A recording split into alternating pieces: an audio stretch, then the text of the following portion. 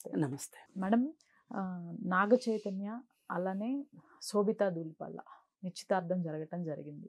అయితే ఈ నాగ చైతన్య, సమంత విడాకులప్పుడు సమంతని ఎక్కువగా ట్రోల్ చేశారు. సమంత బోల్డ్‌గా ఉందని రకరకాల కామెంట్స్ చేసి సమంతని ట్రోల్ చేశారు. ఒకవేళ ఇదే పని సమంత ఎవరినైనా డేట్ చేసి ఎంగేజ్‌మెంట్ చేసుకొని ఉండుంటే సమంతని ఇంకెన్ని రకాలుగా ట్రోల్ చేసేవాళ్ళు. ఎలా చూడొచ్చంటారు ఈ కంప్లీట్ సినారియోని? మంచి ప్రశ్న వేశారు. నిజమే. హ్మ్. సమంత గనక మొదటగా పెళ్లి చేసుకుని ఉన్నట్లయితే గనక సమాజం చాలా ఒక భిన్నమైన ఆలో భిన్నమైన స్పందన ఇచ్చుండేది.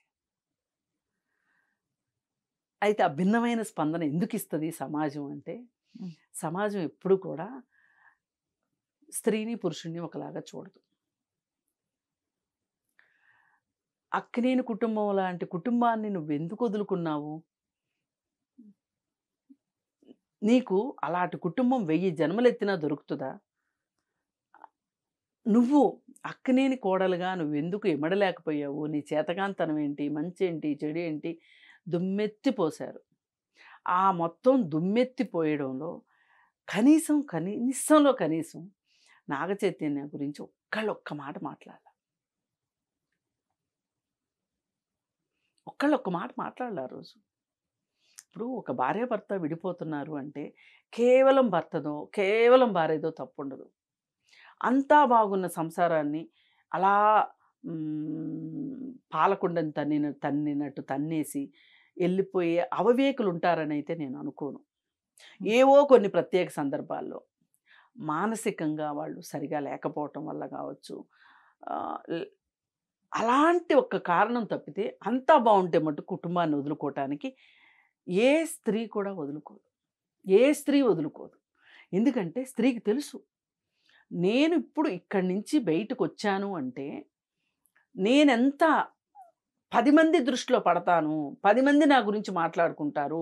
ఈ సమాజం ఒక భర్తని పక్కన పెట్టి వచ్చిన భార్యకి ఈ సమాజం ఏం విలువిస్తది అనేది ఖచ్చితంగా తెలుసు స్త్రీకి.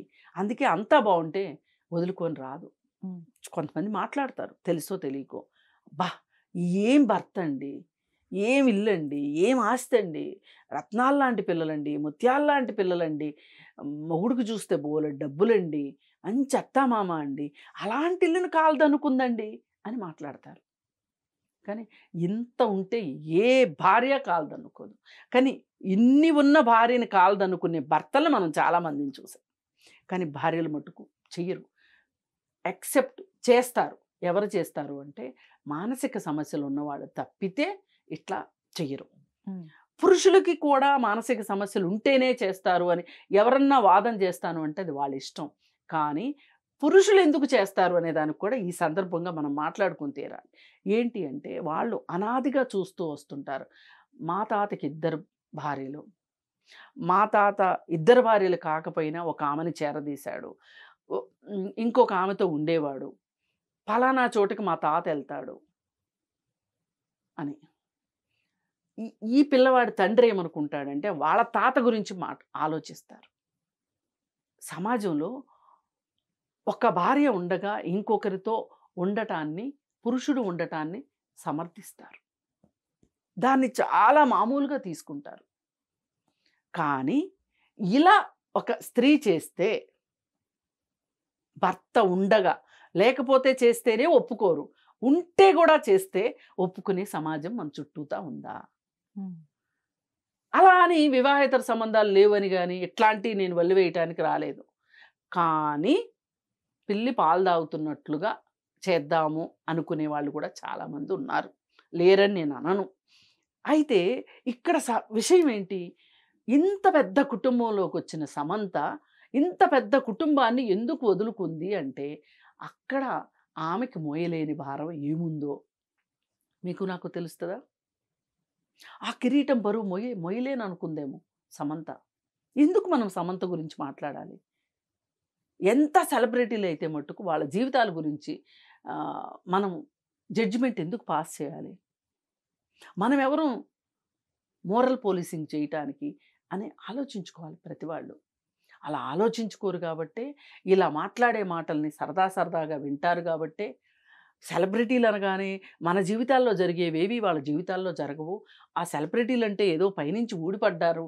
ఆహ్, మన మన జీవితాల్లో లేనిదేదో వాళ్ళ జీవితాల్లో ఉంది అని మనం అనుకుని కొంచెం ఆసక్తి మనకుంటది కాబట్టి, ఆ ఆసక్తిని సొమ్ము జేసుకోవడానికి చాలామంది ప్రయత్నం జేస్తారు. దానిలో సోషల్ మీడియా ముందుంటది. ఈ సోషల్ మీడియా ముందుండటమే కాకుండా కొంతమంది వ్యాపారస్తులు గూడా ముందుంటారు. ఆ వ్యాపారస్తుల్లో మన వేణుస్వామి పేరుగాంచినవాడు. ఈ వేణుస్వామి వచ్చేస్తాడు ప్రతి దాంట్లోకి. వచ్చేసి నేనప్పుడే జెప్పాను ఆళ్ళిద్దరు విడిపోతారని. సెలబ్రిటీలు కాపురాలు చేయరు. అందుకే సెలబ్రిటీ అమ్మాయిలని చేసుకోకూడదు అన్నంత లెవెల్‌లో ఆయన చెప్తాడు. ఇప్పుడు మళ్ళీ వచ్చేసాడు. ఈ మధ్య కొంచెం ఆయనకి మార్కెట్ అస్సలు బాలేదు. ఎందుకంటే ఆయనకి చాలా వ్యతిరేక పవనాలు వీచాయి. ఎట్లా అంటే తెలంగాణ గవర్నమెంట్ వస్తది అని చెప్తే రాకపోవటం, జగన్ 30 ఏళ్ల పాటు సీఎంగా ఉంటాడు అని చెప్తే 5 ఏళ్లకే పుటుక్కున తెగిపోవటం. అలాగే కొన్ని మ్యాచ్‌లు గెలుస్తారు అని ఆయన చెప్తే గెలవకపోవటం క్రికెట్ మ్యాచ్‌లు ఇట్లా చాలా జరిగాయి. ఈవెన్ ప్రభాస్ విషయం కూడా ఇక ఆయన మట్టిలో కలిసిపోయాడు అని చెప్తే దుంపనాశనం అయిపోయాడు అని చెప్తే వరుసగా హిట్లు వచ్చినాయి. ఇవన్నీ చూసిన తర్వాత ఒక రకంగా వేణుస్వామికి మార్కెట్ బాగా పడిపోయి ఉంటుంది. అందుకే ఈ మధ్య బిగ్ బాస్లో కూడా వెళ్తున్నాడు అని ఆయన పేరుని ఆయన కొంచెం చెప్పించుకుంటున్నాడు అని అనిపిస్తుంది. వెళ్తే కూడా ఆశ్చర్యపోవక్కర్లా. అయితే ఆయన ఇప్పుడు ఈ టాపిక్ వచ్చింది ఆయనకి, లడ్డూ కావాలా నాయన అన్నట్లు ఈ అవకాశం వచ్చింది. ఇది చూసుకుని ఇంక మనవాడు వదలదు కదా. 2027లోనూ 2028లోనూ విడాకులు తీసుకుంటారు అని చెప్పి ఇచ్చాడు. ఇంతకుముందు కూడా నేను చాలా సందర్భాల్లో అన్నాను, ఏం నోరు నాయన, వీళ్ళిద్దరు కూడా విడిపోతారని ఇచ్చాడు. ఇప్పుడు ఏం నోరు రానిది నాయన, శుభమా అంటూ వాళ్ళు పెళ్లి చేసుకుంటున్నారు. ఒక మంచి పని జరుగుతుంది. మంచి పని జరుగుతుంటే నువ్వు ఇలా రియాక్ట్ అవ్వడం ఏం పద్ధతి అసలు? శుభం పలకరా పెళ్లి కొడుక అంటే ఇంకేదో అన్నాడంట ఆ పెళ్లి కొడుకు. అట్లా లేదు. అందుకని ఎవరిల్లన్నా కాలిపోతుంటే పేలాలు వేయించుకుందామని వచ్చే బ్యాచ్ ఉంటుంది ఒకటి ఎప్పుడు. ఆ బ్యాచ్లో వేణుస్వామి ముందుంటాడు. సరే, ఏది ఏమైనప్పటికీ నాగచైతన్య శోభిత పెళ్లి చేసుకోవటం ఎవ్వరికీ అభ్యంతరమైన విషయాలే కాదు. ఎందుకంటే వాళ్ళు లీగల్గా ఆమె ఏ బంధంలోనూ లేదు ప్రస్తుతానికి. అలాగే ఇతను ఉన్న బంధంలో నుంచి బయటకు వచ్చాడు కాబట్టి వీళ్ళు పెళ్లి చేసుకోవచ్చు. ఇప్పుడు సమంత అంటారా, సమంత కన్నీరు కారుస్తుంది, సమంత దుఃఖపడుతోంది, సమంత అది ఇది అని చెప్పి సమంతను అనవసరంగా లాక్కొస్తున్నారు ఈ మ్యాటర్లోకి. వీళ్ళిద్దరు పెళ్లి చేసుకుంటే సమంతకు వచ్చేదేంటి పోయేదేంటి? సమంత ఆ పెళ్లిలో ఉండగా వీళ్ళు పెళ్లి చేసుకుంటే పెద్ద విషయం, కానీ అలా ఉండి చేసుకున్న వాటికే మనం ఏం మాట్లాడలేకపోతున్నాం, ఏం అనట్లేదు మనం.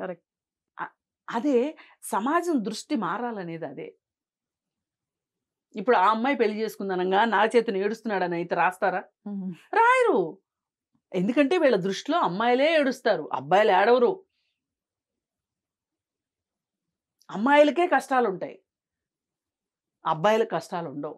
వచ్చినా వాళ్ళు చిరునవ్వుతో ఆ కష్టాలన్నింటినీ ఈదుతారు, ఇలా మాట్లాడతారు. ఇది తప్పు. మనుషులుగా చూడండి వాళ్ళని. సమంత ఒక జెండర్గా స్త్రీగా చూడడం కాదు, నాగచైతన్యాన్ని ఒక పురుషుడిగా చూడటం కాదు, మనుషులుగా చూడండి.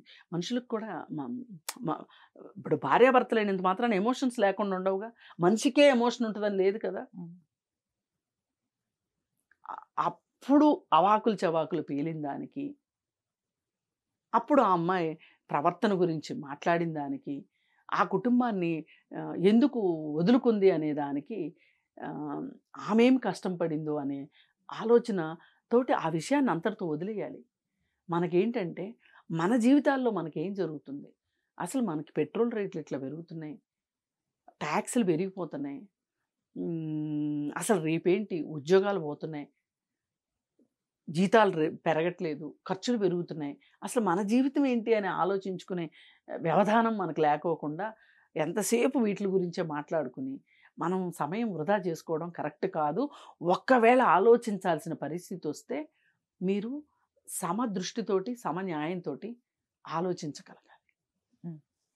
అలాగే ఇంకొకటి, ఈ సెలబ్రిటీల జీవితాల్లో ఏం జరుగుతుందో మనం చూసిన తర్వాత ఒక రకంగా మనం చాలా ఆహ్, సామాన్యులమే బాగున్నామేమో అనుకోవాలి. అదే వెంకట్రావుకో, సుబ్బారావుకో పెళ్ళవుతుందనుకోండి. విడాకులైన వెంకట్రావుకో, సుబ్బారావుకో ఇంత మాట్లాడుకుంటామా? మాట్లాడుకోం గదా! అందుకని మనమే అనవసరంగా వాళ్ళకి సెలబ్రిటీ స్థాయినిచ్చి మన సమయం వృధా చేసుకుంటున్నాము అని అనుకుంటున్నాను. అది సెలబ్రిటీలైనా కానివ్వండి, సామాన్యులైనా కానివ్వండి, ఒక స్త్రీ, పురుషుడు ఇద్దరు పెళ్లి బంధంలోంచి బయటకొచ్చారు అనుకున్నప్పుడు, మనదైన శైలిలో మనం మాట్లాడేసేసి ఆ! మన ఈర్ష్యనో, మన ద్వేషాన్నో, మన ఉక్రోషాన్నో చూపించుకోకూడదు. చాలామందికి ఏముంటదంటే సెలబ్రిటీల మీద చాలా ఉక్రోషం ఉంటది. అందరిని హ్మ్. ద్రాక్ష పుల్లన అన్నట్లు. హ్మ్. అలా కూడా ఆలోచించడం కరెక్ట్ కాదు. వాళ్ళు మనుషులే. ఇలా ఆలోచిస్తే మనం సరిగా ఆలోచించగలుగుతాము. అందుకని అసలే ఇలాంటి విషయాల్లో ఆహ్, జెండర్ సెన్సిటివిటీని చూపించాలని నేను కోరుకుంటున్నా. అది చాలా అవసరం. జెండర్ బయాసు హ్మ్. ఇవి మన దేశంలో ఈ జెండర్ బయాస్ చాలా ఎక్కువ. అందుకే మన దేశంలో అత్యాచారాలు కూడా చాలా ఎక్కువ జరుగుతాయి. స్త్రీ కంటే పురుషుడు ఎక్కువే అనే ఒక ఫీలింగ్‌లో ఉంటారు. స్త్రీ ఖచ్చితంగా పురుషుడికి ఆనందాన్ని ఇవ్వటానికే పుట్టింది అని అనుకుంటారు. అందుకే ఈ అత్యాచారాలు ఇవన్నీ కూడా చాలా ఎక్కువ జరుగుతూ ఉంటాయి. ఇలా రకరకాల కారణాలున్నాయి. ఈ రకరకాల కారణాలే సమంత గురించి అలా అనుకోవడానికి, నాగ చైతన్య ఇప్పుడు పెళ్లి చేసుకుంటుంటే ఆహ్, అంటే సమంతనన్నట్లు వీళ్ళని అనమని నా ఉద్దేశ్యం కాదు. ఏది ఏమైనా ఒక సమదృష్టి అయితే లేదు. అది పెంచుకోవాలనుకుంటున్నాను. Right madam. Thank you.